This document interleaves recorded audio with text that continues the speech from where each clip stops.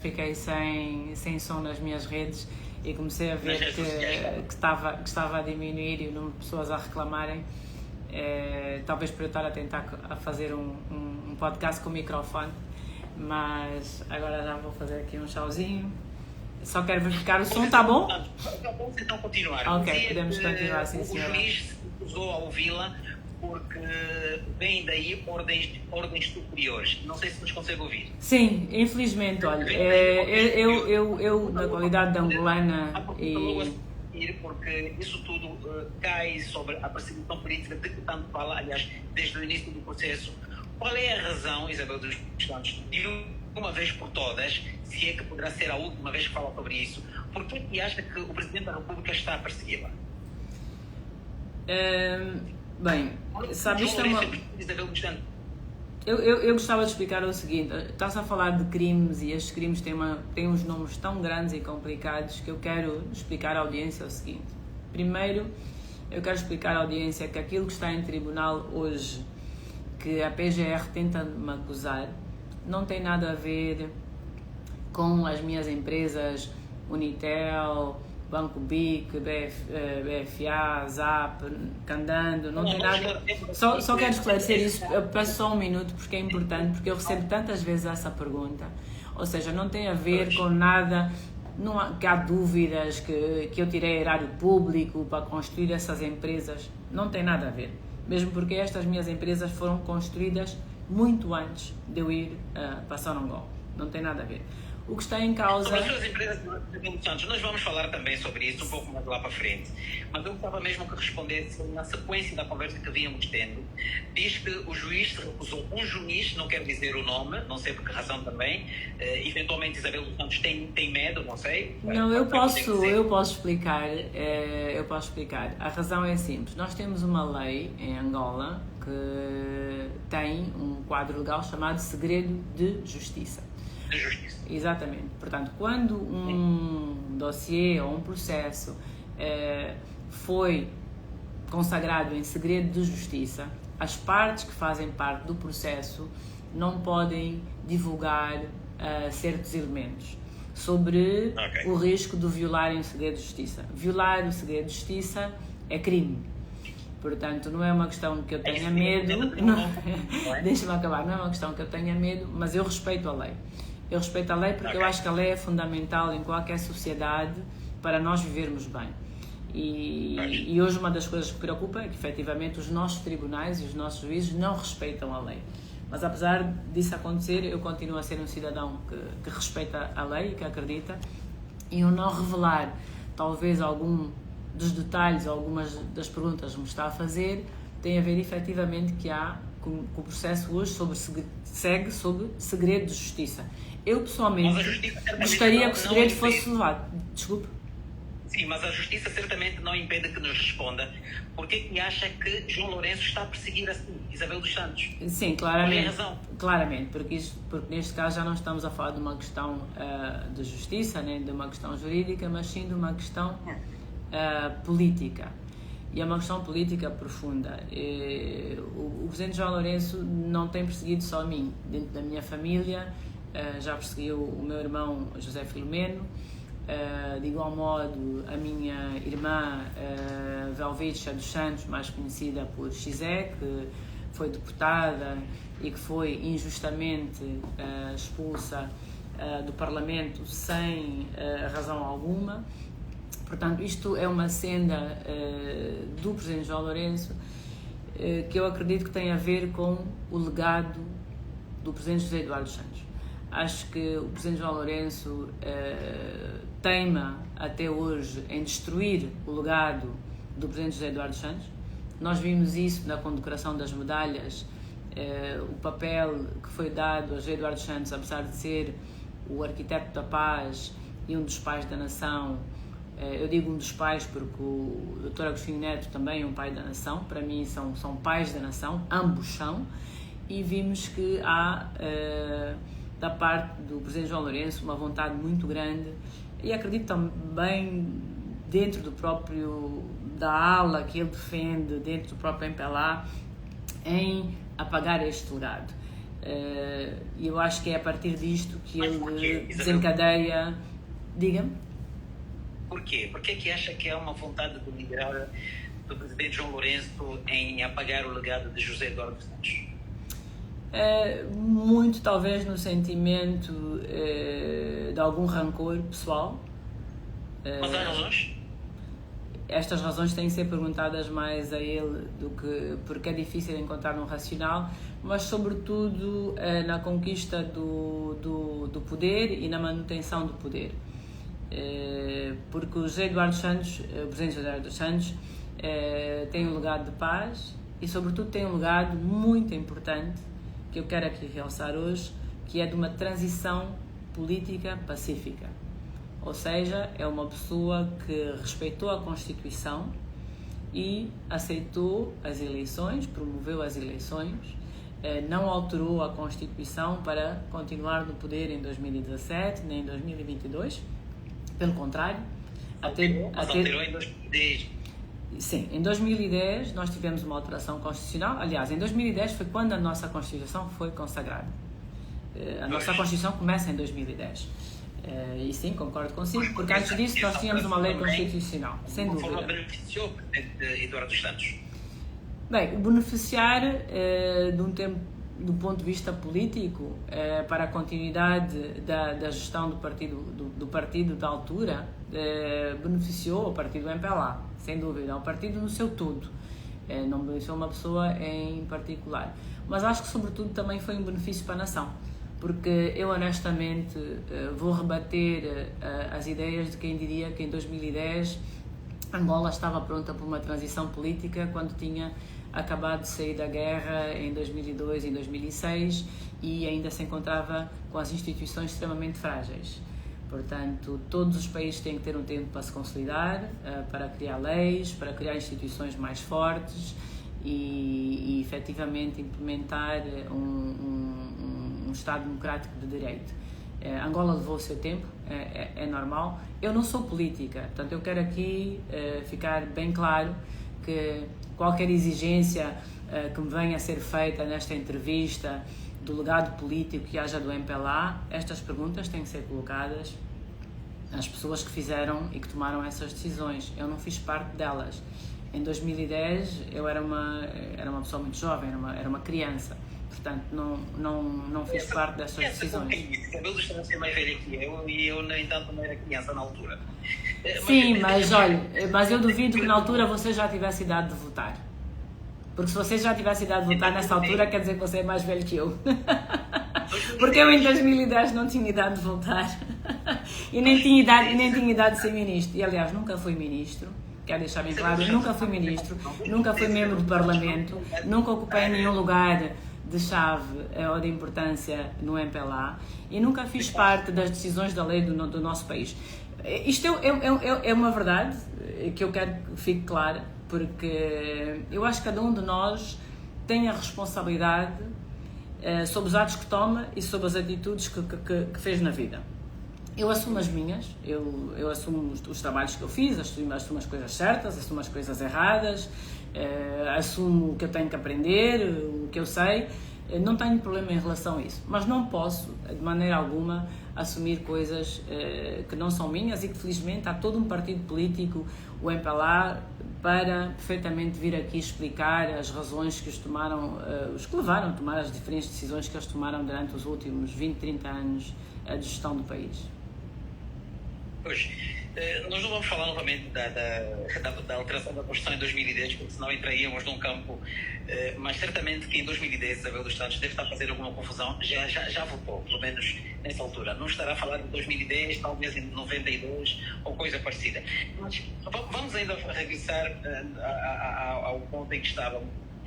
Isabel dos Santos diz que João Lourenço ditou a sentença condenando-o mesmo, mas não me disse claramente as razões possíveis de João Lourenço querer apagar o legado do seu pai, querer destruir a sua família. Eu parto do princípio porque ele pretende construir o seu próprio legado e pretende ele deixar a sua marca política e histórica em Angola, e que para isso sente necessidade de efetivamente não deixar a marca e o legado do arquiteto da paz, engenheiro José Eduardo Santos. Pois bem, e durante este tempo, Isabel dos Santos, que vem sendo julgada ou contada, se considera que o Poder Judicial não é independente, por que acredita que qualquer recurso dentro do país ainda pode ser feito? Olha, eu acho que num país em que não há justiça para uma pessoa, não há justiça para todos. Porque do momento em que a justiça deixa de ser independente, deixa de ser justa, e que os juízes deixam de cumprir as leis, da mesma maneira que eles hoje não cumprem a lei, no meu caso, amanhã não cumprirão a lei em outros casos também. Ou seja, passamos todos a ser um país mais frágil, onde os nossos direitos e as leis que nos protegem deixam de nos proteger. E isto numa sociedade é extremamente perigoso.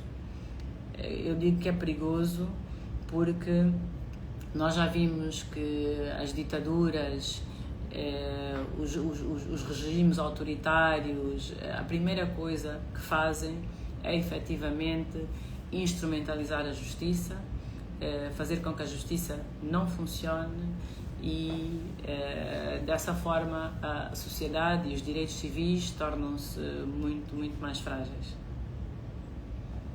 Isabel dos Santos, há uma narrativa, há uma corrente que também defende que a sua nomeação na Sonangol também foi um ato político. Quando considera que as decisões agora do tribunal são políticas, não está a dizer isso porque é uma situação que está a acontecer ao desfavor? Quando a sua nomeação também terá sido por razões políticas? Bem, a minha nomeação na Sonangol não foi por razões políticas, por uma questão muito simples, porque eu efetivamente não fazia parte, e como digo, nunca fiz parte dos órgãos políticos do país, não fazia parte do Bureau Político, não fazia parte do Comitê Central. Portanto, a minha nomeação na Sonangol tem a ver com o meu percurso como empresária, o facto de eu vir do lado privado, portanto, do setor privado, da atividade privada, de ter construído várias empresas e que a Sonangol precisava de uma pessoa capaz de reestruturar, de um ponto de vista, a gestão da empresa. Para mim, a gestão de uma empresa não pode ser política. Portanto, qualquer pessoa que venha defender, vamos colocar um político à frente de uma empresa, muito bem. O político à frente de uma empresa pode ser, talvez, para desenvolver relações institucionais, para fazer networking, para fazer lobbying, mas um gestor não é por cariz uma pessoa política. Concordo consigo que ser nomeado para cargo do PCA da Sonangol é efetivamente uma nomeação por decreto, porque na nossa lei as nomeações dos conselhos de administração das empresas públicas são feitas por decreto. Portanto, sim, fui nomeada por decreto. Aliás, a minha nomeação, houve um grande debate se eu tinha mérito ou não de estar à frente de uma empresa como a Sonangol. Esta questão foi inclusive vista pelo Tribunal Supremo, na altura, e o Tribunal Supremo, depois de vários meses de análise, etc., emitiu um acórdão que foi assinado unanimamente por todos os juízes, reconhecendo que a minha nomeação não tinha ilegalidades e que era uma nomeação por mérito.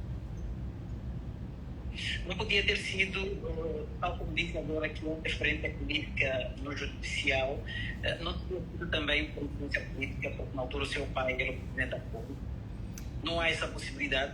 Na altura, o meu pai era, sem dúvida, o Presidente da República. Eu acho que isso não está em causa. Mas também o que não está em causa é que, na altura, eu era uma das maiores empresárias do país, com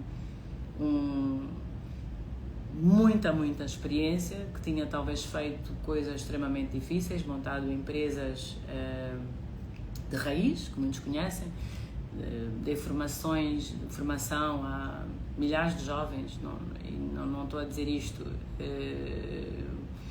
de forma leve, foram projetos difíceis de montar, portanto eu construí de raiz empresas como o Candando, que é uma empresa de retalho moderno, construí de raiz uma empresa como a Zap, que é uma empresa moderna de distribuição de sinal televisivo, construí de raiz a Unitel desde 1998 como operadora móvel, ou seja, eu já tinha construído muitas empresas, gerido muitas empresas e emprego muita gente e formado muita gente.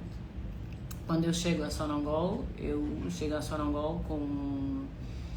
com um currículo empresarial bastante vasto, não só em Angola, mas também um currículo vasto internacionalmente, porque apesar das coisas que eu fiz em Angola, também na Europa fiz investimentos, comprei, por exemplo, a FASEC, que era uma empresa que estava falida, tive apoio da banca portuguesa, tive apoio na altura dos bancos comerciais portugueses que me financiaram a compra da FASEC, e era uma empresa que estava falida e que teve que ser reestruturada e que teve que voltar a dar lucro e que, felizmente, na altura que eu lá estava, o negócio começou a correr bem. Portanto, a minha ida para Sonangol vai muito neste âmbito da questão de ser gestora, e acho que a razão que o governo me solicita como consultora não é uma razão política para fazer lobby, porque eles não precisavam de políticos para fazer lobby na Sonangol.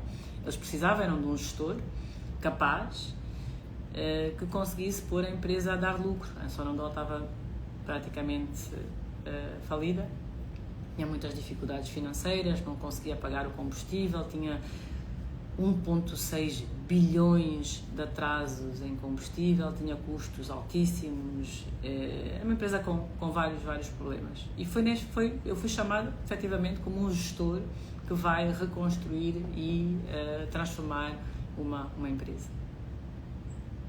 Eduardo Santos, alguma decisão durante a sua gestão que acredita ter sido mal interpretada pela acusação? Alguma decisão? Sua, assim, durante a sua gestão na Sonangol, alguma decisão que tomou na altura e que neste processo estará a ser mal interpretada? Não. Ou vê alguma decisão? Não, digo isto francamente porque... Enquanto o PSDB da Sonangol foram decisões muito bem tomadas. Não, eu digo isto francamente porquê? Porque aqui não se trata de uma decisão bem tomada ou má tomada. Aqui o que se trata é pura e simplesmente de uma mentira, né? Ou seja, estamos há 8 anos a ouvir a mesma história. E qual é a história da PGR? Não houve consultores na Sonangol e os consultores não prestaram serviço. É a mesma história durante 8 anos. 8 anos, a PGR de Angola repete que a Boston Consulting Group não estava na Sonangol, que a McKinsey não estava na Sonangol, que a Pricewaterhouse não estava na Sonangol, que elas não prestaram serviço e que elas não foram pagas. Então a minha pergunta é, se estas empresas não estavam na Sonangol, quem eram aquelas 100, 130 pessoas que ocupavam o piso que lá estava? Quem eram as pessoas que estão relatadas em centenas de atas de várias reuniões que houve na Sonangol? E porquê que estes mesmos consultores, são consultores mundiais, que trabalham com a Google, que trabalham com um monte de gente, porquê que eles próprios confirmam que eles estavam na Sonangol, que eles trabalharam, que eles foram pagos?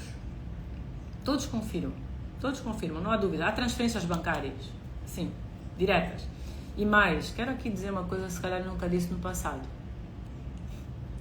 Sabe que a maior parte dos pagamentos aos consultores não foram feitos por mim? Quem os fez? Foram feitos quando o engenheiro Paulino Jerónimo, que era presidente da comissão executiva, foram feitas sob a gestão dele. A maior parte dos pagamentos foram feitos e com a autorização dele. Portanto, e porquê que não falou isso também em teu favor? Eu tenho revelado, sabe? São 8 anos que eu repito a mesma história, mas eu acho que talvez a PGR acredita que se eles contarem uma mentira 100 vezes ela vai virar verdade. Mas se eles contarem uma mentira 100 vezes, eu vou contar a verdade 1000 vezes, porque eu não me vou cansar de dizer a verdade e a verdade vai prevalecer. Porque a mentira tem um defeito, é que ela é uma mentira. É só isso. Se a mentira fosse verdade, seria mais fácil. A mentira é sempre uma mentira. E a verdade é que são centenas e centenas de trabalhadores que viram os consultores, que trabalharam com eles, que os serviços foram prestados. Disso não há dúvidas alguma. Não há dúvidas. Agora é preciso perceber o porquê que a PGR, durante 8 anos, continua a insistir nesta mesma história e continua a querer levar, inclusive, esta história a julgamento. Isto é que é o mais incrível, é querer levar esta história a julgamento, querer fazer um julgamento onde o juiz ignora todas as provas e ignora todas as testemunhas. Se isto não é perseguição política, realmente não sei definir então o que é uma perseguição política. Isabel dos Santos é acusada digo assim, de 11 crimes. O tribunal fez cair recentemente 4. Diz que tudo é uma mentira. Nada de que é acusada para si constitui alguma verdade. Ou seja, Isabel dos Santos não cometeu absolutamente nada diante do que está a ser dito pelo tribunal. Exato. É tão simples como isso. E para poder ajudar as pessoas a perceberem melhor porque é que eu digo isto, eu vou dizer exatamente das 4 coisas que eu sou acusada. Eu sou acusada de 4 coisas, de 4 factos. Primeiro, sou acusada que não houve consultores na Sonangol e que eles não prestaram serviço e que o dinheiro foi para mim e que não foi para pagar os consultores. Esta é a primeira acusação. Segunda acusação, sou acusada de que se aumentou os salários na Sonangol e que estes salários não havia conhecimento e que não estavam registados na contabilidade. O que é uma mentira. Os salários estavam registados na contabilidade, os contratos, tanto de trabalho como os contratos dos administradores de mandatos, foram feitos pelo departamento jurídico, pela direção jurídica da própria Sonangol e pela própria direção de recursos humanos, e todos os pagamentos foram feitos das contas da Sonangol via bancária para os diretores e para todos os administradores. Todos receberam salários, todos pagaram impostos. Tudo isto está relatado nas contas da Sonangol, que foram aprovadas tanto pelo Ministério das Finanças como pelo Ministério dos Petróleos. Portanto, isto é a segunda acusação, salários. A terceira acusação que me fazem é de não ter pago o imposto que a Sonangol devia ao Estado em 2017. Bem, para aqueles que são empresários, sabem que os impostos são calculados a dia 31 de dezembro de 2017. Eu fui exonerada em novembro de 2017. Ou seja, quem tinha que pagar este imposto de 31 de dezembro de 2017 foi o meu sucessor. Foi Carlos Saturnino. Portanto, este imposto que eu sou acusada de não ter pago, mesmo que eu quisesse ter pago, eu não poderia como ter pago, porque eu em novembro já não estava na Sonangol. Eu fui exonerada em novembro. E os impostos são pagos a 31 de dezembro. O ano fecha 31 de dezembro e podem ser pagos até março. Portanto, isto é a minha terceira acusação, impostos. E a quarta acusação é que uma empresa chamada Monjasa seria do meu esposo, ou relacionada ao meu esposo, e que eu teria vendido a esta empresa petróleo ou produtos derivados de petróleo a um preço mais barato. Ora, esta empresa Monjasa é uma empresa internacional, global, que não tem nada a ver comigo ou com o meu marido. É uma empresa com 50 escritórios no mundo todo, é conhecida em mundo todo, é uma trader internacional. O contrato assinado entre a Monjasa e a Sonangol é assinado entre Monjasa e Sonangol Hong Kong, não Sonangol EP. Quem assina por Sonangol Hong Kong é Sandra Júlio, assina em representação da Sonangol Hong Kong. Quem assina em representação da Sonasi, em Angola, é a esposa do Carlos Saturnino, doutora Filomena. Ou seja, em nenhum lado eu estou envolvida nesse negócio, em nenhum lado eu tenho nada a ver com este negócio, nem sou dona, nem o meu esposo é dono da Monjasa, porque é uma empresa internacional, global, os acionistas estão todos listados na página, portanto é uma empresa internacional que nada tem a ver connosco. E por outro lado, quem assinou os contratos foi Sandra Júlio, por Sonangol Hong Kong. Portanto, Sandra Júlio é uma senhora que representa a Sonangol em Londres já há mais de 20 anos e doutora Filomena, que é a esposa do Carlos Saturnino. Portanto, é um contrato que não tem nada a ver comigo. Então, só vou rapidamente recapitular. Sou acusada de 4 coisas. Primeiro, que não houve consultores, que trabalhos de consultores são fictícios. Segundo, de aumento de salários. Terceiro, de não pagar impostos. E quarto, da Monjasa. Todas estas 4 acusações são falsas e são mentira. E o que é que tem a dizer sobre o peculato, abuso de confiança, que são outros crimes também, e tráfico de influência, que são alguns dos crimes de que é acusada neste processo? O que é que diz? Portanto, o peculato que a PGR diz é o não terem existido serviços de consultores prestados a Sonangol. Ou seja, a teoria do procurador, da procuradoria, é que houve peculato porque não houve consultores na Sonangol, não houve serviços prestados na Sonangol e aquele dinheiro foi desviado. Essa é a acusação de peculato. Ok. Entende? A acusação de abuso de confiança ou tráfico de influência, eu não percebo muito bem qual é, porque infelizmente a PGR também não explica muito bem na acusação que faz, mas possivelmente pode ter havido com salários, não sei, porque a acusação da PGR também não é nada clara, é muito difícil de entender.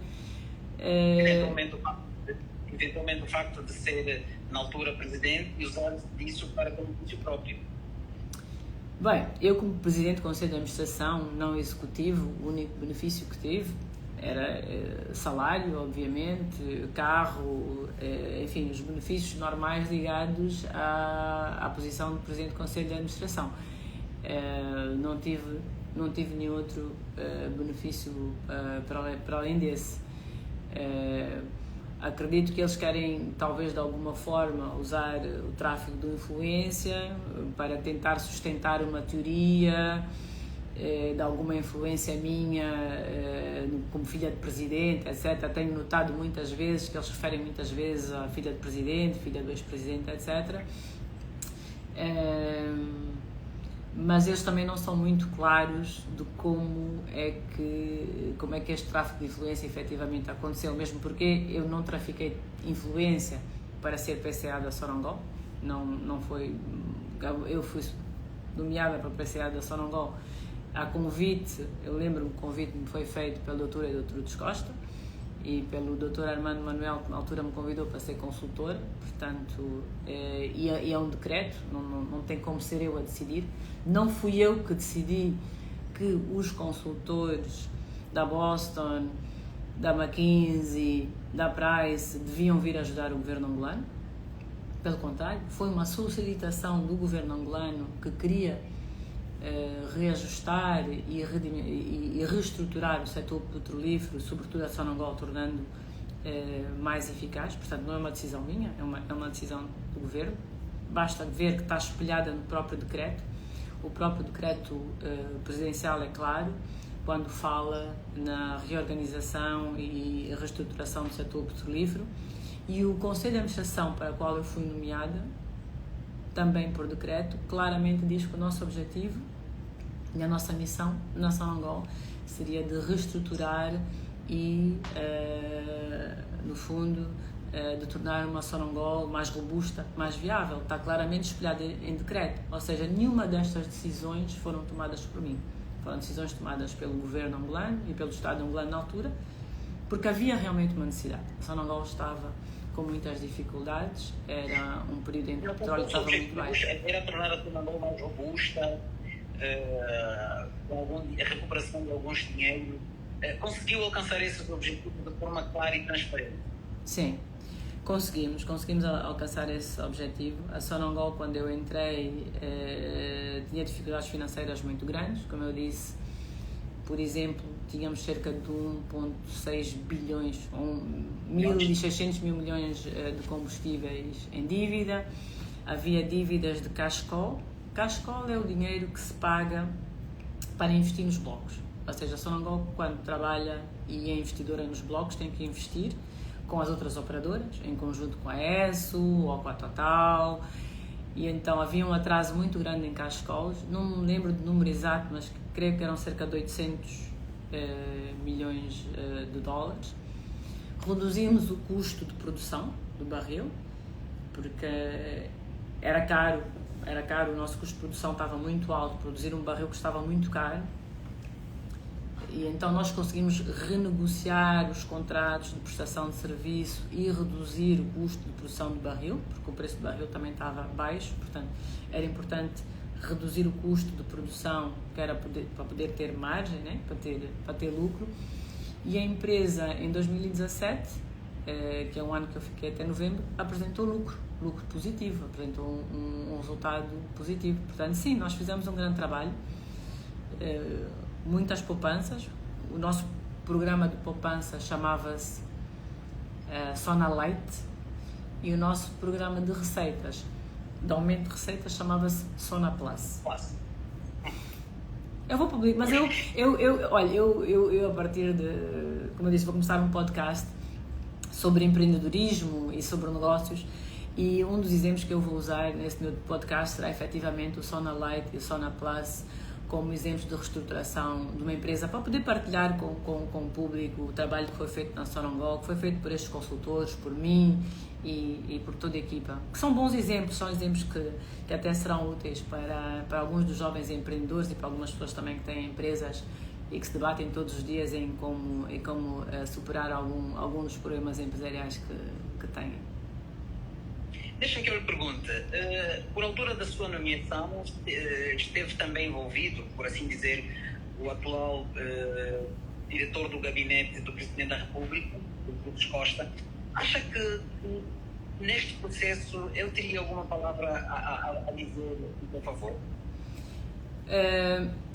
Quando o Estado, o governo angolano, decidiu que a Sonangol precisava de ajuda, portanto, isto foi digamos assim, em finais de 2015, criou um comitê, uma comissão de avaliação e de reajustamento do setor petrolífero, e criou um comitê. O presidente dessa comissão de reajustamento do setor petrolífero era o Dr. Edelturdes Costa. Então eu trabalhei efetivamente muito próximo do Dr. Edelturdes Costa, como na qualidade de consultor, porque por decreto estavam nomeados 2 consultores independentes, eu era um dos consultores, e trabalhei muito próximo com ele, muitas interações, muitas vezes cumprindo ordens ou instruções que ele dava, no sentido, porque ele é que me transmitia qual é que era a vontade do governo ou a visão do governo em relação de como melhorar o setor petrolífero angolano, tornando-o mais eficaz. Uma das coisas importantes que houve neste processo foi a criação da própria agência. A Agência Nacional de Petróleos, que hoje existe, vem deste trabalho que é feito por mim, com os consultores, durante este trabalho no Comitê de Reajustamento. Ou seja, está aqui um resultado claro de algo que eu fiz e que foi implementado, e que está implementado até hoje. Portanto, hoje a agência existe e funciona. Pois, mas eu perguntava-lhe se neste processo que decorre, o Edelturdes Costa, no caso, teria alguma palavra a dizer em seu favor. Essa pergunta que eu coloco. Eu acho que seria fundamental. Eu, como disse, eu apresentei 73 testemunhas, mas só 7 foram aceitas. E a primeira testemunha que eu apresentei foi efetivamente o nome do Dr. Edelturdes Costa, porque ele é uma pessoa que participou profundamente neste processo, inclusive trabalhou junto com os consultores e comigo também neste processo, e eu apresentei como testemunha. Mas o juiz recusou que ele fosse ouvido, recusou-o como testemunha, inclusive. Da mesma maneira que também recusou que eu fosse ouvida e que também não me quis ouvir. Se acredita, Isabel dos Santos, que os tribunais em Angola não são independentes, dependem do poder político, considera possível ter um julgamento justo aqui dentro, caso isso venha a acontecer? Para mim hoje já não restam dúvidas que o tribunal e o juiz em Angola não são, portanto, que não são independentes. Porque um juiz que é independente não tem razão para negar ouvir testemunhas. Um juiz que é independente não tem razão para negar ouvir o que eu tenho que dizer, as minhas declarações como arguida. A lei diz que ninguém pode ser consagrado arguido sem ser ouvido. É contra a nossa lei não ouvir alguém. Portanto, um juiz que diz e que recusa 2 vezes que eu seja ouvida e que depois em seguida retira do meu processo o pedido, 2 pedidos meus para ser ouvida, que é para ninguém encontrar esse meu pedido no processo, não é um juiz independente. E um juiz que nega todas as provas, que faz um despacho de pronúncia no qual não tem uma só palavra sobre as provas que foram apresentadas, não é um juiz independente. E uma justiça que não é independente é extremamente perigosa num Estado que quer ser um Estado democrático de direito, porque, como eu digo, hoje isto pode ser no meu caso e amanhã, com certeza, virá a acontecer noutros casos. E isto tem que ser evitado. Nós como angolanos, para seguir as palavras do próprio Presidente João Lourenço, uma justiça mais justa, e como ele diz que uma justiça mais justa é difícil, uma justiça mais justa é efetivamente os juízes serem independentes, não cumprirem ordens superiores, não cumprirem ordens do Presidente da República e respeitarem os depoimentos das testemunhas e respeitarem as provas que são apresentadas. E diante disso que diz, caso o processo continue de forma desfavorável para si, quais são as instâncias internacionais que pretende assinar? Bem, este é um processo interno, é um processo que corre em Angola e terá que correr em Angola, se correr, não é? Porque eu acho que um julgamento seria inútil, porque as provas são fortes e acredito que haveria de descredibilizar muito o Poder Executivo ir para um julgamento onde as provas estão efetivamente contra a acusação. Nós vamos entrar agora numa fase política importante em 2026,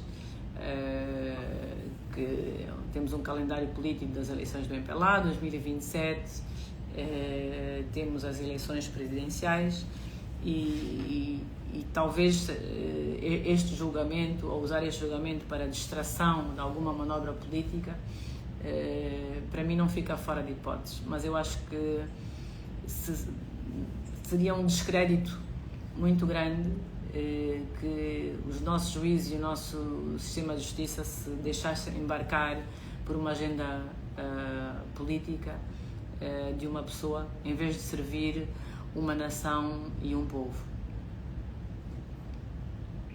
Pois, Governador dos Santos, estando distante do país, acha que não seria mais facilmente tentar procurar juntar-se, ou receia que, marcando este passo, algo lhe possa acontecer cá dentro?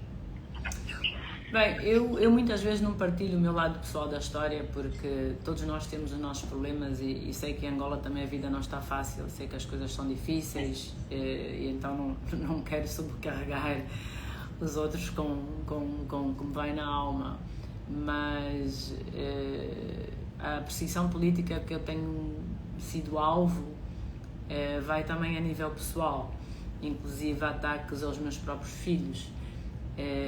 O Estado angolano entrou há alguns anos atrás com o pedido de que me seja retirada, por exemplo, a guarda dos meus próprios filhos.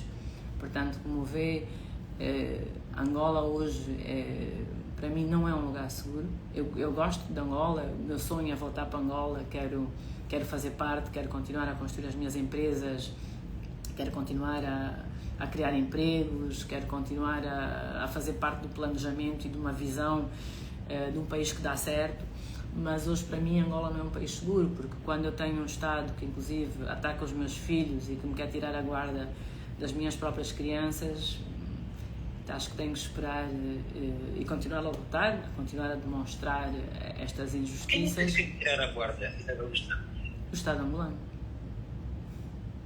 O Estado angolano entrou com um pedido da justiça há algum tempo atrás, nesse sentido. e ver isso acontecer caso regresse a Angola. Daí eu vou regressar. Bem, é isto e outras coisas, não é? Por exemplo, são como eu já disse, a perseguição política contra a minha pessoa é forte. Eu tenho todas as minhas contas bancárias bloqueadas, não tenho documentos, por exemplo, não tenho documentos válidos, não tenho um bilhete de identidade válido, porque não me é dado um bilhete de identidade, portanto, mesmo se eu quisesse viajar, talvez fosse complicado. Sou impedida de viajar, tenho impedimentos jurídicos de viagem, porque tenho notificações contra mim feitas pelo Estado angolano, e isto antes de ser até acusada, porque vejamos que eu ainda não tenho uma acusação feita, ainda estamos em recurso do despacho de pronúncia, mas todas as medidas... Diga. Sim, diga. Todas as medidas? Veja, por exemplo, há 6 anos que eu estou sob inquérito em Portugal, a pedido de Angola. E fui obrigada a vender o meu banco por causa disso. Fui obrigada a fechar as minhas empresas, não me deixam pagar os impostos, não me deixam pagar rendas. A PGR proíbe que eu pague rendas, proíbe que eu pague impostos, proíbe que eu pague propinas escolares, proíbe que eu pague despesas de saúde, até mesmo pensão alimentícia, mesmo para comer. Na PGR eu tenho um despacho e eu vou perguntar aos meus advogados se posso ou não publicar, mas eu tenho um despacho da PGR que proíbe pura e simplesmente de eu utilizar qualquer tipo de meios financeiros meus para poder sobreviver. De tudo. Água, luz, telefone, renda, escola, médico, tudo. Tudo proibido. Não pode pagar nada. 2 despachos, que eu já fiz vários requerimentos, né, a pedir que pelo menos os impostos, pelo menos que eu possa cumprir a minha obrigação fiscal perante o Estado. E são proibidos, é proibido. E isto sem eu ser acusada ou condenada a nenhum crime. Ou seja, eu já estou a viver uma sentença até antes dela ser promulgada por algum juiz, e tudo a mando da PGR, do Estado angolano, que cumpre ordens do Presidente João Lourenço. Há alguma condição, Isabel do Estado, que faria com que regressasse a Angola? Alguma condição que o país tivesse de estar que lhe fizesse regressar a Angola? Eu acho que sim. Eu acho que uma demonstração por lado do juiz e da justiça, que são independentes e que efetivamente considerasse as provas e os testemunhos que eu tinha apresentado. Eu tive muita paciência, eu esperei 8 anos, nunca se calhar fui tão aberta como estou a ser hoje, a mostrar e como vou ser nas próximas semanas, a fazer chegar muito mais destes trabalhos que aconteceram na nação de Angola, pô-los muito mais a público. Portanto, eu acho que havendo um juiz e um tribunal com coragem de aceitar as minhas provas e de aceitar os testemunhos, e que percebesse que ir à frente com isto não é mais nada do que servir uma agenda política, e que este processo chegasse onde deve chegar, que tem que terminar. São 8 anos, há um momento em que isto tem que terminar, não pode continuar assim a perpetuar-se anos e anos sem fim. Eu acho que a partir daí, acreditando que havendo uma justiça independente e justa, sim, teria condições para voltar a Angola. Quando foi exonerada, Isabel dos Santos, ainda efetuou alguns pagamentos, certo? Recorda-se deste pacto. Eu pergunto-lhe se agora, quando olha para trás, se arrepende de ter feito estes pagamentos, mesmo depois de ter sido exonerada? Eu acho que há aqui alguma, digamos assim, eu não fiz pagamentos depois de ter sido exonerada. Nós fizemos a gestão corrente conforme a lei nos permite fazer, conforme a lei do gestor público nos permite fazer, até ao fim do meu mandato. Ou seja, até o fim do meu mandato eu fiz a gestão corrente que tive que fazer. E nessa gestão corrente eu fiz vários pagamentos, tomei várias decisões, mas a nível de gestão corrente, ou seja, apenas coisas que já tinham sido aprovadas, Inclusive, estes pagamentos a que se refere eram pagamentos de trabalhos que já tinham sido efetuados.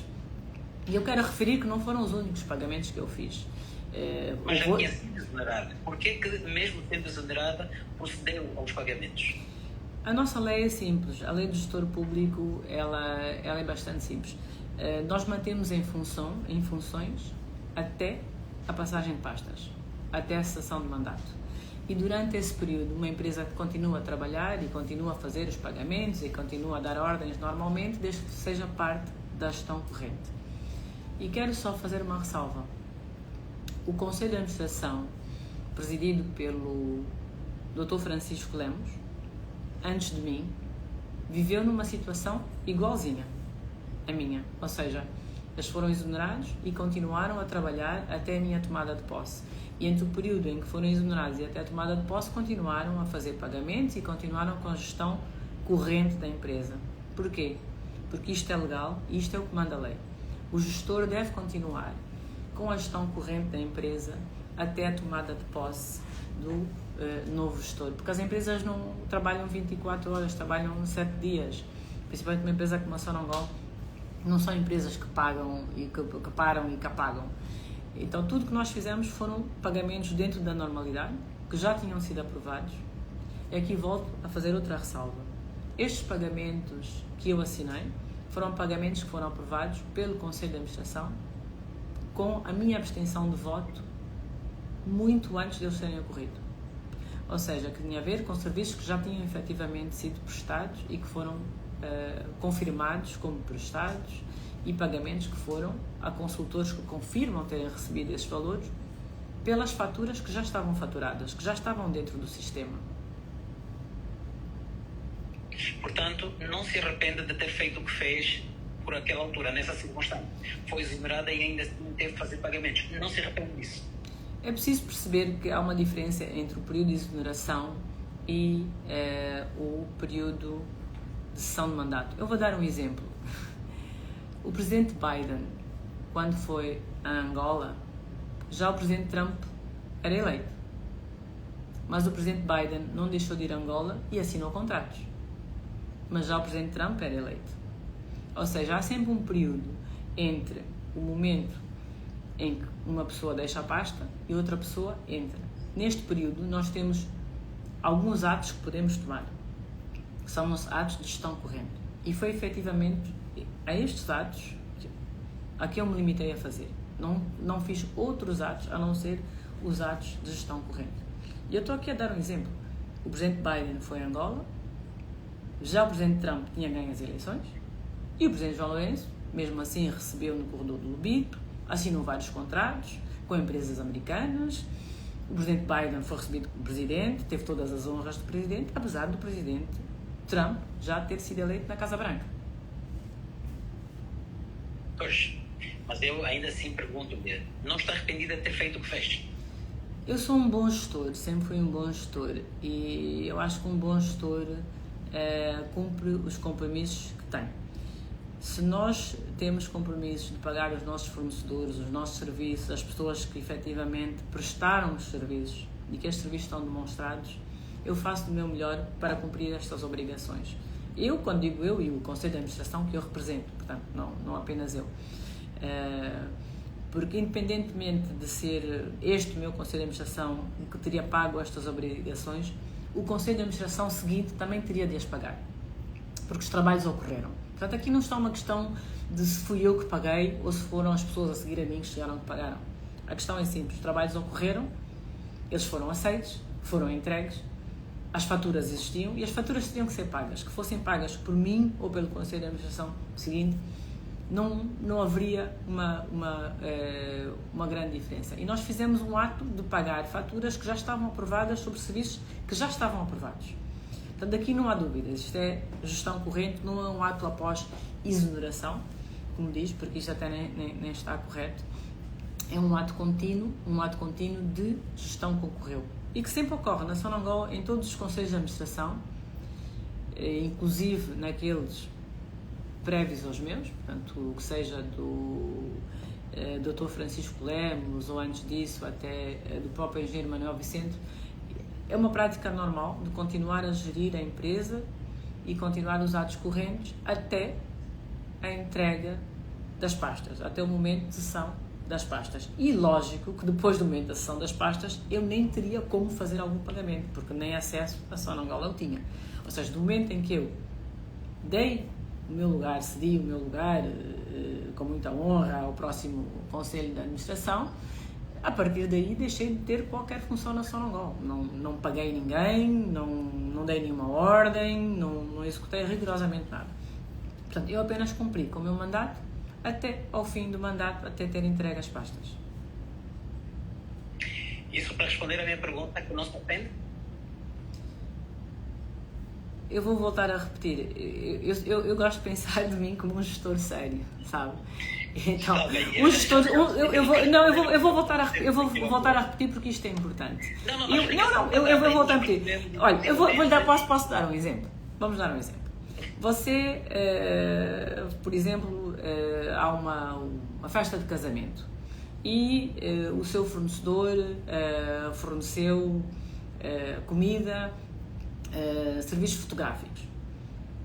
Os seus convidados foram, todos comeram, todos gostaram, o casamento correu bem, graças a Deus, muito bem.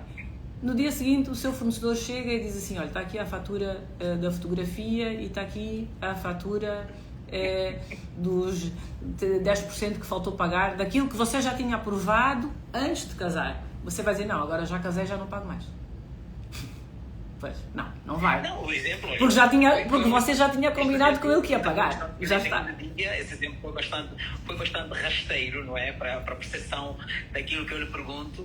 Mas a minha pergunta é direta mesmo. A Isabel só tem de responder se... Mas a minha resposta é direta. E mais, eu quero dizer... Não se arrepende. A minha resposta é direta. Eu só quero dizer o seguinte. Mais de metade.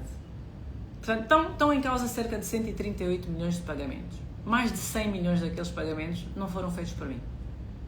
Okay. Então, eu só quero dizer o seguinte.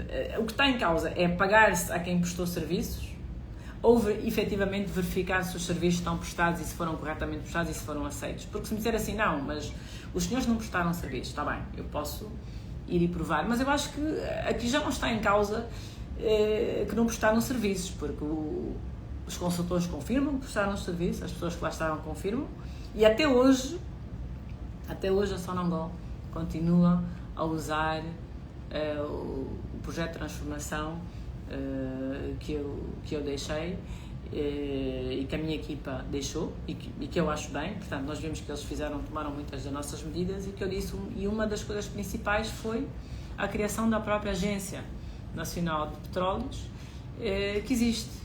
Não é? Eu acho que os compromissos de trabalho são para ser honrados. Acho que as equipas que trabalham têm que trabalhar em confiança, e quando alguém trabalha e entrega um serviço em confiança, é normal essas pessoas serem remuneradas, serem pagas pelos serviços que prestam e que pagam impostos destes serviços que prestam. Não vejo nada de errado nisso. Mas bem, como é que olha para a retirada? Qual é a leitura que faz, mais do que o número de acusações que o Tribunal retira do processo, no quadro dos 11 crimes, qual é a leitura que faz deste passo que o Tribunal marca? Olha, realmente alguns crimes foram retirados. Do que eu entendo, o juiz diz por alguns estarem prescritos, outros por dizem não haver provas suficientes de associação criminosa, etc. Portanto, é o motivo que ele faz. Mas para mim a decisão do juiz não é nem lógica nem verdadeira, porque se o juiz realmente fosse verdadeiro e lógico e tivesse tomado em atenção o próprio processo de instrução, a coisa é muito simples. Empresa Monjasa, é fácil determinar quem são os donos, porque os donos estão listados, é uma empresa aberta, uma empresa internacional. Contrato da Monjasa não é assinado por mim, não há e-mails por mim, não há ordens minhas, é assinado por Sandra Júlio, que é a representante da Sonangol Hong Kong e UK, pela esposa do Carlos Saturnino, doutora Filomena, e por mais uma pessoa, o Sr. Bernardo. Ou seja, rigorosamente nada tem a ver com este contrato. Mesmo assim, mantém-se na acusação. os impostos da Sonangol que supostamente não foram pagos. Porque no relatório da Sonangol não consta lá que não há impostos pagos. Mas suponhamos que houvesse impostos não pagos. Eram postos para pagar dia 31 de dezembro de 2017. Eu sou exonerada em novembro de 2017. Como é que uma pessoa que é exonerada em novembro de 2017 vai pagar impostos de 31 de dezembro quando já não está na empresa? Quem tem que pagar é quem vem a seguir a mim. Quem vem a seguir a mim é o Dr. Carlos Saturnino. Então, se este juiz fosse sério, estas duas acusações ele teria que ter retirado. De certeza, porque não tem como. Eu não tenho como pagar impostos da Sonangol depois de eu não estar na Sonangol. Isso é impossível. É impossível. Por isso é que eu digo que este juiz nem é sério nem é independente. Mesmo a própria questão da prestação de serviços dos consultores. Como eu disse, foram mais de 100 pessoas. Um piso inteiro. Na altura ainda recebi muitas críticas. Porque é que a engenheira Isabel está a trazer tantos consultores internacionais para vir para Sonangol, com tantos angolanos que sabem fazer este trabalho, porque é que não usa os angolanos? Eu lembro destas críticas, lembro de rebater estas críticas, de tentar explicar. Fazia algum sentido para si na altura? Fazia algum sentido? Hoje, olhando para o que aconteceu naquela altura, voltaria a aceitar um cargo desses? Ouça, eu quero dar aqui uma explicação porque é que eu aceitei. E eu aceitei este cargo, aceitei este desafio, mais do que o cargo, porque eu não fui pelo cargo. Na altura eu já era PCA da Unitel e administradora de mais de 17 empresas, já tinha mais de 20 mil trabalhadores no meu grupo empresarial, já era uma das pessoas que mais impostos pagava em Angola. E, portanto, eu não fui pelo cargo, porque eu não precisava de um cargo. E muito menos não fui por razões financeiras, porque felizmente tinha do meu lado profissional já remunerações bastante altas e as minhas empresas eram empresas que davam lucro. Eu fiz porque Angola estava a viver um momento difícil, como está a viver hoje. Angola estava a viver um momento difícil porque a Sonangol estava com muitas dificuldades, estava realmente praticamente falida, o preço do petróleo era muito baixo, eram $29, só para perceber que o nosso custo de produção é 40. Então, se o teu custo de produção é 40 e o teu petróleo está a 29, quer dizer que estás a perder dinheiro. Claro. Era uma situação muito difícil. Eu aceitei esse desafio, a pedido do governo, e fui para Sonangol por causa disso. E não para ficar lá muito tempo, porque também não imaginava a minha vida no setor público, nem a trabalhar para uma empresa estatal, mesmo porque eu sempre tive muito orgulho de trabalhar nas minhas próprias empresas. Portanto, a minha ideia sempre foi, fico 1 ano ou 2, no máximo 3, ajudo a reestruturar as equipas, ajudo a formar pessoas e saio, vou ter uma substituição. Portanto, virão outras pessoas. E não me arrependo de ter feito isto, porque eu acho que sempre que o país precisar de mim, eu gostaria, como angolana, estar lá e contribuir. Sempre que Angola precisa de mim, sempre que uma empresa angolana precisar de mim, o meu dever como filha de Angola é esse. Eu gostei muito de ter trabalhado lá e gostei de ter contribuído. Então, Isabel dos Santos também entende, por exemplo, que atualmente uma das filhas do presidente João Lourenço esteja para o cargo que está para o governo. Para si é bastante normal também que isso esteja acontecendo. Bem, desculpa, veio com um pouco de interrupção. Pois eu perguntava-lhe se olha com naturalidade, para si também é normal que uma filha do atual presidente da República esteja a ocupar um cargo, por exemplo, de PCE na Motiva.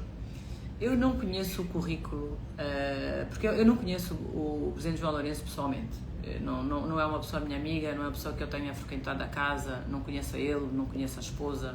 São pessoas que eu vi talvez algumas vezes em alguns comícios do MPLA. Portanto, eu não conheço o currículo da filha do presidente João Lourenço e então aí fica difícil realmente mas houve muita comentar. gente na altura também não conhecia o seu currículo e criticava.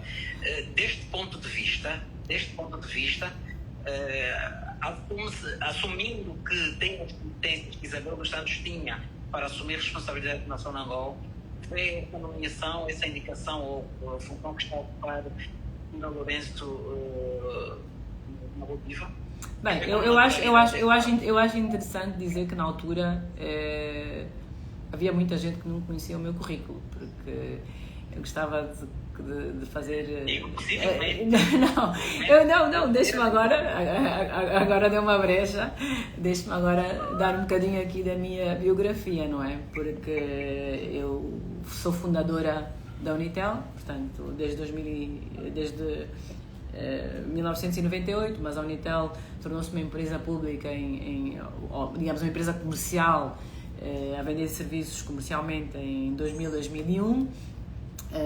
Fundei também a ZAP, que é uma empresa muito conhecida, fundei o Banco BIC, fundei o Candando, fiz parte da CIM Angola, portanto reestruturei a CIM Angola, adquiri a CIM Angola, fiz a nova fábrica da CIM Angola nova, e tudo isto eu fiz antes de entrar para a Sonangol.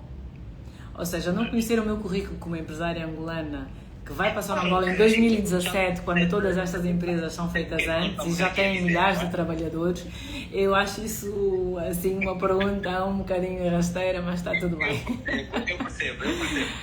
Mas eu acho que eu já era uma empresária bastante conhecida e já tinha feito muita coisa pelo país. Se olha com alguma naturalidade também esta nomeação, porque do mesmo jeito que houve críticas na altura, está a haver críticas da nomeação da filha do presidente, do atual Presidente da República, e nesse sentido que eu lhe faço a pergunta, claro. Sim, na altura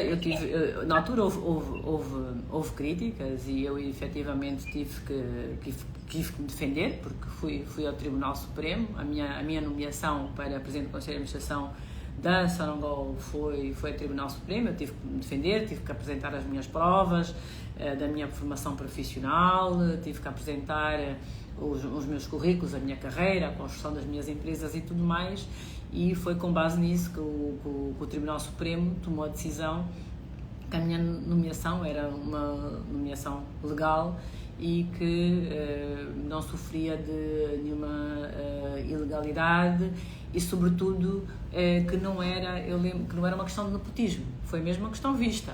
Portanto, no meu caso, o Tribunal Supremo analisou se a minha nomeação da Sonangol era uma questão de nepotismo ou não, e houve essa análise. Mas eu queria dizer que em 2017, quando eu vou para Sonangol, eu não sou uma pessoa desconhecida, eu não sou um empresário pouco conhecido em Angola. Aliás, eu já era uma empresária conhecida globalmente. Consolidada. Não, e globalmente, de um ponto de vista internacional, com muitas participações a vários fóruns internacionais, que seja o Africa Summit, o fórum da Bloomberg, com palestras dadas em universidades como a Universidade de Harvard, como a Universidade de Londres.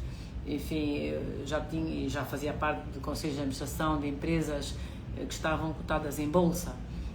Portanto, a Sonangol, quando eu fui para lá, já tinha uma experiência muito, muito vasta de gestão e um currículo bastante consolidado. Exato.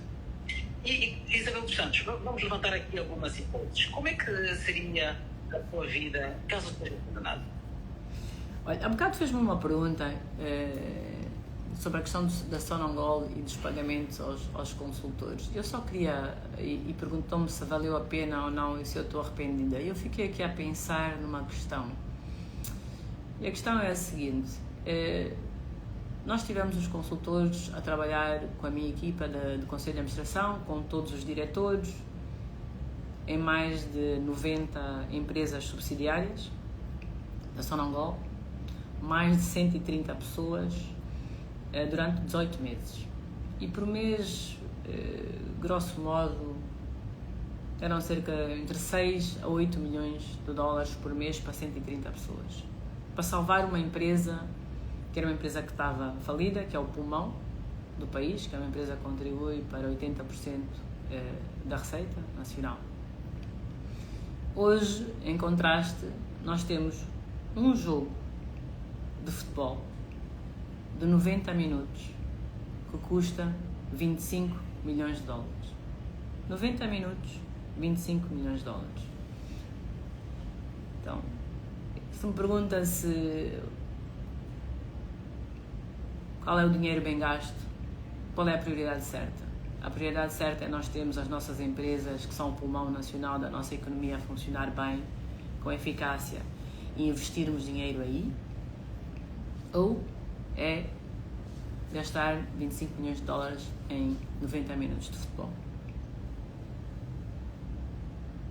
Pois bem, deu a sua resposta, mas eu perguntava ainda como é que seria a sua vida, caso seja condenada.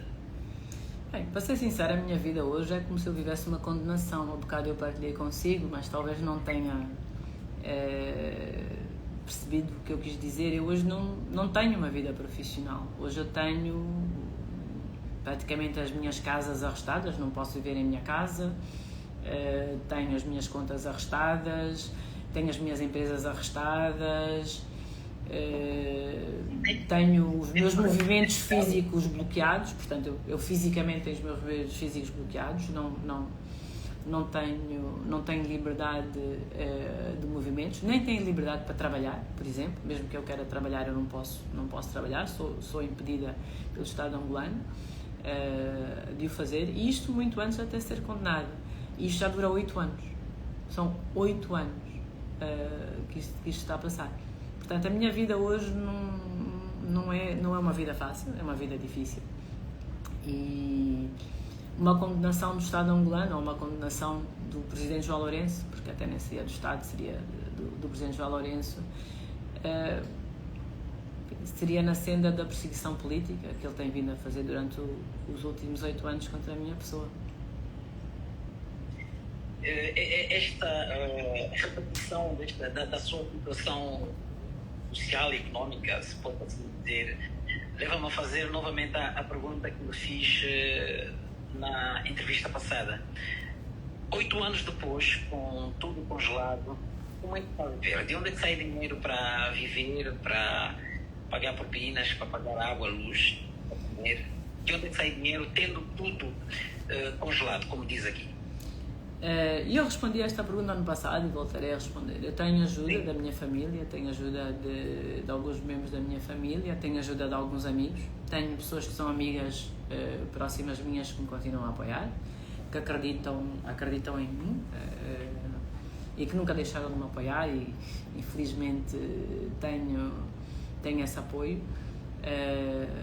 E é um apoio contínuo, tenho cada vez mais pessoas que me apoiam nesta batalha, nesta luta, que não tem sido fácil, e assim continuo, mas obviamente que eu gostava de poder trabalhar, gostava de poder continuar a investir, gostava de poder continuar a empreender, a criar empresas, a criar desenvolver, gostava de continuar a transformar Angola naquela Angola que eu adoro, que eu amo, naquela máquina de trabalho que muitas das pessoas que trabalharam comigo sabem como eu sou, porque eu sou mãos à obra, eu gosto de chegar, gosto de fazer as coisas acontecerem, e sinto pena de não poder fazer isso, sinto pena de não poder fazer parte da reconstrução do meu país, de não poder fazer parte da solução económica, porque eu sei que Angola hoje vive uma situação difícil, nós hoje os angolanos temos fome, temos desemprego, temos muitas dificuldades, e eu acho que eu faço parte da solução, eu acho que eu não faço parte dos problemas. E como é que se sente, Isabel dos Santos, viver, alguém que vive, olha, nós tínhamos o microfone ligado, eu perguntava-lhe como é que para si, alguém que com o poderio tinha, com os empreendimentos, com o peso económico, financeiro que tinha, como é que é para si viver hoje de apoio de terceiros? Bem, de um ponto de vista pessoal, não é fácil. Não é fácil, porque ninguém quer ser dependente de outras pessoas. É difícil, principalmente que eu tenho um caráter bastante independente, sempre tentei trabalhar e fazer a minha própria vida, portanto é difícil, não o escondo. Não é uma posição que eu gosto de estar, é uma posição que eu anseio que mude, que espero que mude rapidamente, porque tem um impacto negativo, porque são muitos anos, eu diria, parada, não é? Sem efetivamente construir nem trabalhar, e eu anseio que isto mude brevemente, que eu possa voltar a fazer o que fazia antes, a ser empresária, empreendedora, e trabalhar em Angola não só, gostava de trabalhar também em outros países africanos, gostava de trabalhar na agricultura, gostava de trabalhar no ramo da educação, com com crianças. Enfim, espero que em breve isso possa vir a acontecer. Mas isso só acontece caso seja absolvida. E a ser absolvida, viria diretamente para Angola, logo no dia seguinte? Eu acho que um sinal de ver que Angola tem uma justiça independente e que temos instituições fortes daria-me muita confiança no meu país e sem dúvida que eu regressaria a Angola. Porque eu quero acreditar. Eu vivi durante a guerra, né? Eu fui, como disse há pouco e bem, e acertou na minha idade, como disse há pouco e bem, eu vivi durante muitos anos durante a guerra e sempre ansiei por um país com paz. E quando Angola se tornou um país com paz, ansiei num país que fosse um país bom para viver. E é um país onde eu quero viver, onde eu quero trabalhar, onde eu quero construir a minha família, onde eu quero fazer parte. E claro que um país com instituições fortes, com uma independência da justiça, com uma independência do Parlamento, com um governo que tenha políticas em que dá prioridade às pessoas, prioridade ao emprego, prioridade aos rendimentos, prioridade às questões essenciais como a saúde, a educação, é um país que eu voltaria para viver sem nenhuma dúvida. Durante muitos anos, Isabel dos Santos em Angola vestia a camisola do MPLA, vestia no sentido de que era militante do MPLA, não sei por arrasto do seu pai, da família, mas pronto, o que é certo é que era. Aliás, apoiava o partido nas campanhas pré-eleitorais, enfim. Hoje ainda se identifica com o MPLA? Sim, o meu pai, o presidente José Eduardo Santos, né, o antigo presidente José Eduardo Santos, foi presidente do MPLA durante muito tempo e claramente como membro da sua família sempre participei nos atos do partido, mas muitas vezes como convidada, portanto nunca fui delegada de um congresso do MPLA. Não tenho nenhum papel nem sequer num CAP do MPLA, nem do Bureau Político, nem do Comitê Central. O meu ramo, eu sempre fui uma empresária privada, portanto a minha vertente sempre foi o setor empresarial. E digamos que a minha ligação com o MPLA, com o partido, vem efetivamente deste grau de família, que é normal. E esta foi a minha relação, digamos assim, durante muitos anos. Em termos políticos, como eu disse, eu sempre fui do ramo privado, sempre trabalhei no ramo privado. Eu acredito que Angola precisa de uma força política que ponha em primeiro lugar a necessidade dos angolanos e não política pela política. E quando eu digo necessidade dos angolanos, eu digo as questões como a fome, que é uma questão urgente, urgentíssima, que não se pode adiar mais. Efetivamente é preciso haver um conjunto de medidas rapidamente executadas pelo governo que têm isto como uma prioridade, porque a mim parte-me o coração as imagens que partilham comigo de crianças, de famílias inteiras nesta situação. Um governo que dê prioridade ao emprego dos jovens, extremamente importante, porque os jovens não podem ser deixados ao abandono, sem terem uma ocupação, sem terem um rendimento. Um governo que priorize a habitação. Quando começou a ver crianças com fome ou com tempo de lixo, a partir de quando é que começou a ver isso? Infelizmente as redes sociais ultimamente têm partilhado cada vez mais este tipo de cenário, que é um cenário desolador, principalmente porque Angola pode produzir muita comida, portanto Angola tem capacidade agrícola, nós podemos produzir a maior parte dos alimentos, mas para isto não bastam palavras, o governo tem que ter medidas concretas, e quando eu digo medidas concretas tem que haver mecanização agrícola, tem que comprar máquinas agrícolas, não se pode continuar a fazer agricultura com katanas e enxadas, não é possível.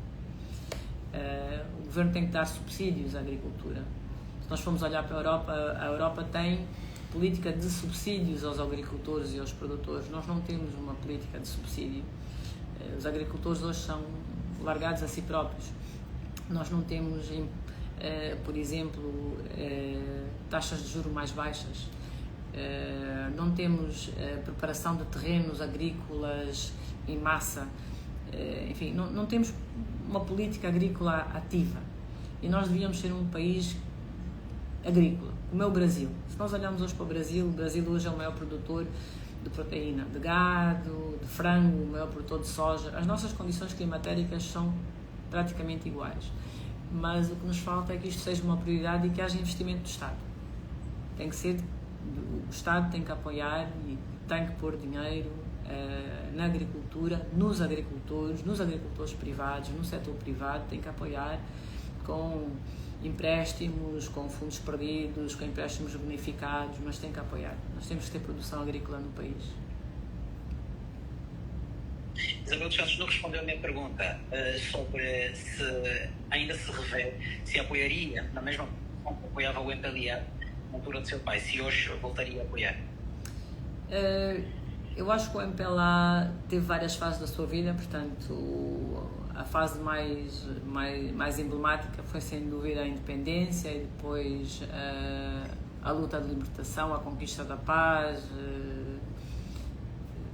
todo o processo de paz foram os momentos mais emblemáticos. A seguir, a reconstrução nacional, portanto, a reconstrução da economia, com a construção de uma economia moderna, mas hoje vejo que houve uma questão fundamental que se calhar escapou no partido, e isto com quem vem de fora, que é a questão da liderança futura. Quem é que seria a geração da liderança futura que queria assumir uma Angola que precisa de um modelo de gestão mais sofisticado, mais complexo, mais capaz, mais moderno, mais focado na realização do próprio país. E aqui eu acho que houve uma questão da própria liderança, ou seja, a geração futura da liderança, quem será, o mérito, a capacidade destas pessoas, será que elas têm soluções para o país, vão conseguir implementar e construir o nosso país? Este é que é o grande desafio, e hoje eu no MPLA não vejo essa geração, não consigo identificar quem são estes líderes com a capacidade de transformar Angola num país moderno, numa economia sólida, numa economia que cresce, numa economia competitiva e resolver as questões sociais, sobretudo as questões sociais que eu disse há bocado: emprego, habitação, saúde, bem-estar social. Na altura do seu pai, essas questões todas que levanta hoje, as pessoas viam, sendo que Isabel dos Santos, e isso havia naquela altura? Bem, se quer, podemos fazer uma análise da trajetória do MPLA desde 1975 até 2002. Não sei se esta entrevista será suficientemente longa. Eu acho que, e também, eu acho que, e como digo, eu não tenho problema nenhum em comentar qual é a minha visão como angolana, não é? Como alguém que vive em Angola, qual é a minha visão sobre o período histórico do MPLA desde 1975 a 2002 ou 2017, mas eu acho que passou por várias fases. Eu acho que houve várias fases. A primeira fase foi, efetivamente, como eu disse, a luta da libertação e independência. Depois disso, todo o processo da guerra civil entre a UNITA e o MPLA, com as eleições de 92, que disse muito bem, votei, agora tem razão, já confesso a minha idade. E depois, a seguir, com o segundo, voltamos ao conflito, e depois com a paz de 2002, e depois o relançamento, digamos assim, dos primeiros pilares da democracia, dos primeiros pilares da economia moderna e do país moderno. Mas não sei se... perfeitamente, não foi esta a questão que eu coloquei e encontrou uma forma boa de esquivá-la. Mas é que eu confesso que talvez também não tenha entendido corretamente a questão, mas se quiser ser assim bem direto na questão, se quiser ser bem direto na questão, também pode ser, porque eu não percebi muito bem se queria que eu fizesse uma história do MPLA, que eu também não sou a melhor pessoa para contar. Se aquilo que via, as reclamações que se faz hoje da atual liderança do MPLA e do país, também não eram vistas na altura em que José Eduardo Santos era Presidente da República. E é propositado que ele coloque essa questão porque, na altura, era o seu pai o Presidente da República. Mas já percebi... Não, mas quer que eu faça o que está-me a fazer... É uma pergunta concreta e eu posso responder concretamente. O que está-me a perguntar é essas condições de vida antes e as condições de vida agora, quais são melhores. Eu acredito que as condições de vida antes eram melhores. Acredito de uma forma, no genérico, não digo para todas as pessoas, porque efetivamente em Angola sempre houve pessoas com problemas, infelizmente, e o nosso trabalho é cada vez fazer com que menos pessoas estejam em condições difíceis e mais pessoas tenham melhores e melhores condições, mas comparativamente eu acho que, por exemplo, uma coisa muito básica, o salário valia muito mais e com o salário nós conseguíamos comprar muito mais. E isso é muito importante, ou seja, o rendimento das famílias ia mais longe.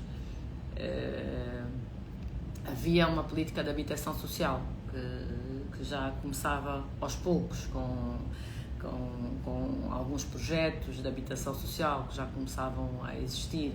Havia alguma normalização das vias, enfim, pouco a pouco as coisas estavam a começar a regenerar. E a própria produção, havia mais produção, as empresas tinham melhor saúde, conseguiam funcionar melhor. Eu não digo que era um período perfeito, não estou a dizer disso, de nada. Havia muito trabalho e ainda muita coisa para melhorar, sem dúvida.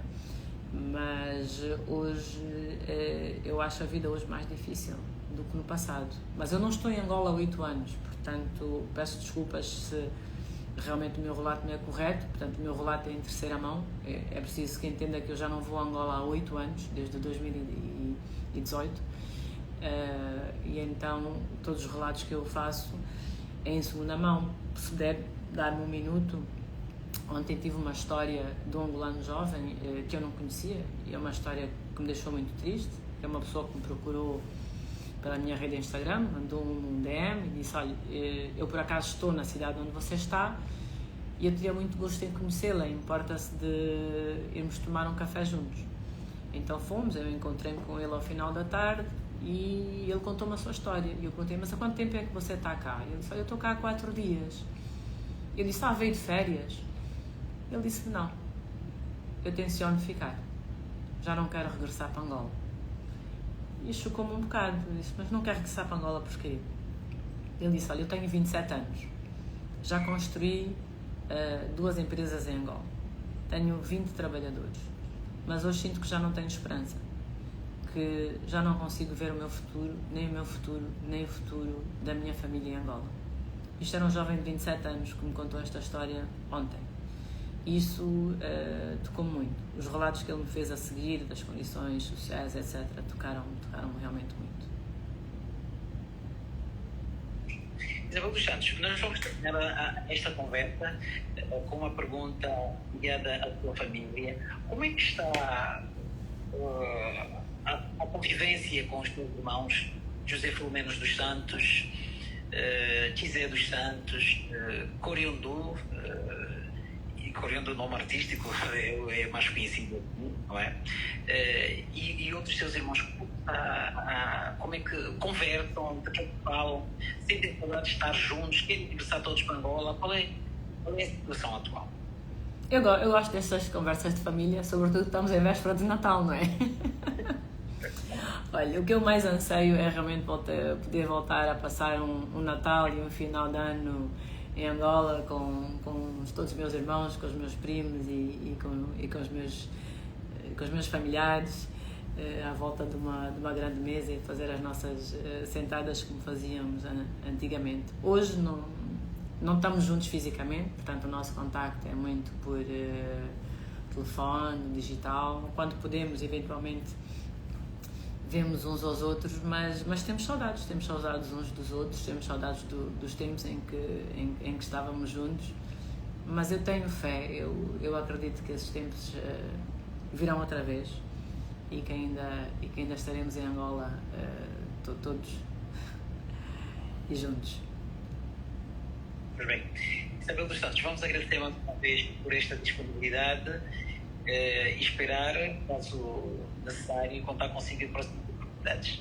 Eu queria agradecer à Rádio Essencial por esta entrevista, por me terem dado o tempo de ser ouvida. Queria agradecer aos escutadores, à minha audiência também nas minhas redes sociais, pelo carinho, pelo apoio que me têm dado sempre, por não me deixarem ainda abaixo, por estarem aqui sempre comigo a dar uma grande força. Agradeço de coração e a todos os angolanos que me ouviram hoje. Muito obrigada, muita paz. Amo muito Angola e em breve com vocês, assim espero. Pois bem, fica aqui essa nota, Isabel dos Santos, uma vez obrigado, assim também ouvintes da Rádio Essencial e internautas. Agradecemos por ter estado desse lado. Já sabe que pode voltar a acompanhar a entrevista nas plataformas digitais da Rádio Essencial, nomeadamente no Facebook e no YouTube, ou também na quarta-feira, a partir das 9 horas, na 96.1. Ficam os abraços da equipa que trabalhou para si, Rosa Bola no apoio à produção, Nilton Ventura e Sérgio Andrade na técnica. Até uma próxima oportunidade.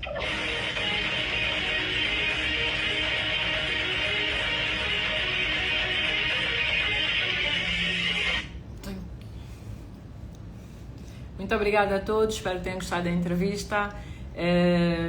Só para dar aqui um alô a alguns dos meus seguidores. Vamos ver quem é que entrou, quem está online. Olá Marinela, José Soares, obrigada pela coragem. Ana Clô, muito obrigada minha sister por teres acompanhado a entrevista.